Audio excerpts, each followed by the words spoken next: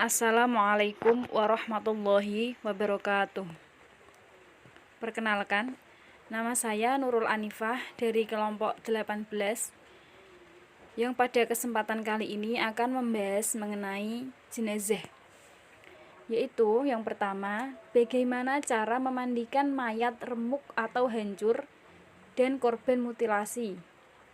Bagaimana cara memandikan jenazah yang berganti kelamin. Dan yang terakhir, bagaimana cara mensolati seseorang yang mati karena bunuh diri. Pertama, kita akan bahas mengenai memandikan mayat remuk atau hancur dan korban mutilasi. Sebelumnya, kita akan bahas mengenai pengertian mutilasi. Mutilasi adalah jenazah yang terpotong-potong beberapa bagian dari suatu kejadian seperti pembunuhan atau kecelakaan yang menyebabkan tubuhnya terpencar-pencar atau terpotong-potong.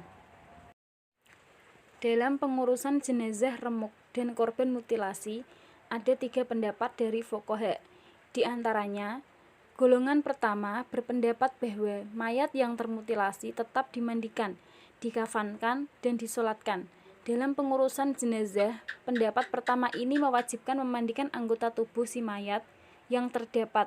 Itu seperti wajibnya memandikan mayat yang lengkap anggota badannya. Pendapat ini dikemukakan oleh Imam Syafi'i, Imam Ahmad bin Hambal, dan Ibnu Hazm.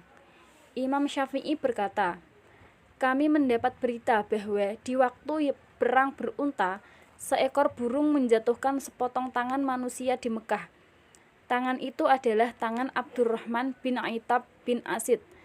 Tangan itu dapat mereka kenali dengan cincin, maka tangan itu dimandikan kemudian disolatkan, dan hal itu adalah di depan sahabat." Sedangkan golongan kedua berpendapat bahwa jika ada yang terdapat itu lebih dari separuh badan mayat, maka haruslah dimandikan, dikafani, dan disolati.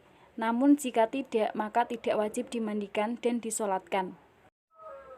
Golongan yang kedua berpendapat bahwa jika ada yang terdapat itu lebih dari separuh badan mayat, maka haruslah dimandikan, dikafani, dan disolatkan. Namun jika tidak, maka tidak wajib dimandikan dan disolatkan. Pendapat ini dikemukakan oleh Abu Hanifah dan Imam Malik.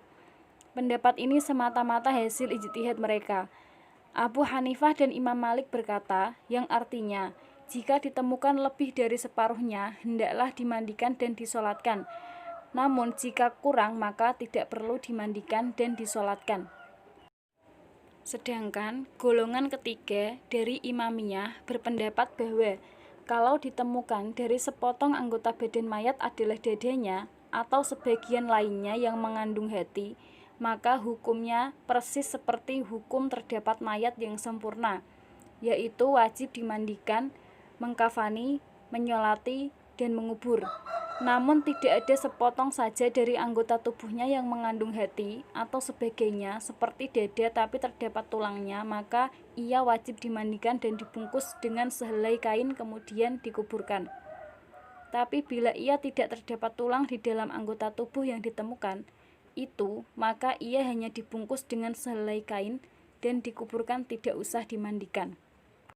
Dari ketiga pendapat, pendapat pertama dianggap lebih kuat karena diperbuat dan dilaksanakan di hadapan para nabi dan mayat yang terlepas dari anggota badannya korban dari perang Uhud dan Jamal. Pembahasan yang kedua mengenai memandikan jenazah yang berganti kelamin.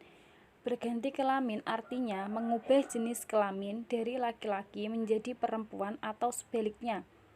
Hukum operasi ganti kelamin adalah haram berdasarkan dalil Al-Quran, Quran Surat An-Nisa ayat 119 yang artinya, "Dan aku, syaiton, akan menyuruh mereka mengubah ciptaan Allah, lalu mereka benar-benar mengubahnya." Ayat tersebut menjelaskan upaya syaiton yang mengajak manusia melakukan maksiat, yaitu mengubah ciptaan Allah seperti halnya mengubah alat kelamin. Maka jelas hukum ganti kelamin adalah haram. Mengurus jenazah hukumnya fardu kifayah. Rasulullah mengajarkan agar tidak menunda-nunda waktu pengurusan jenazah, salah satunya yaitu memandikan jenazah. Lalu bagaimana jika jenazahnya berganti kelamin? Maka dalam hal ini harus dicari dulu informasi mengenai keaslian kelamin yang dimiliki sejak lahir. Meskipun sudah berganti karena operasi, tetapi dalam pengurusan jenazahnya mengikuti jenis kelamin saat orang tersebut baru dilahirkan. Apabila ia dilahirkan sebagai laki-laki, maka laki-laki yang harus memandikan atau dari pihak keluarga.